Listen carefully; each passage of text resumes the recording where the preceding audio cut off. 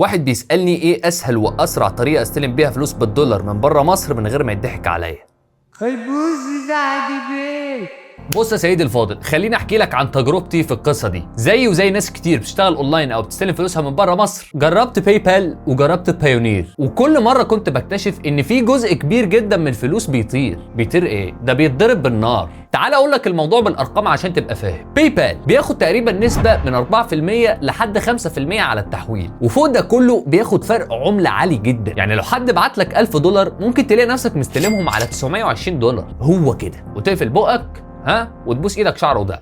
اما بايونير الحقيقه كريم شويه، عملته من 2% ل 3%، وبرضه فرق العمله بيوجع. انما الابلكيشن اللي هقولك عليه ده دلوقتي دلع الدلع. ابلكيشن اسمه انسيف، جه حل كل المشاكل دي ب1 دولار بس كرسوم ثابته على اي تحويله. مزاج يعني لو تحول لك 1000 دولار هتستلمهم 999 دولار. اهو ده الفرق اللي يخليك تحس انك رجعت كرامه فلوسك تاني. وسحب الفلوس بقى اسهل واسرع بكتير من اي منصه. لكن اكتر حاجه فعلا عجبتني انك تقدر تفتح حساب امريكي بالدولار وانت قاعد في مصر، ولا محتاج تسافر ولا محتاج حساب بنكي بره. وفوق كل ده الحساب بيبقى ليه ايبان امريكي حقيقي. يعني لو انت في مصر او في السعوديه او في الامارات تفتح حساب بالدولار في دقايق وتستقبل عليه فلوسك من اي منصه ومن اي عميل من غير لعب عيال ولا تاخير.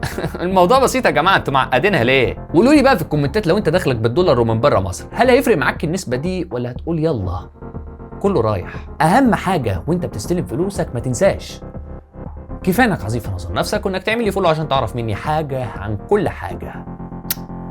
طريق السلامه.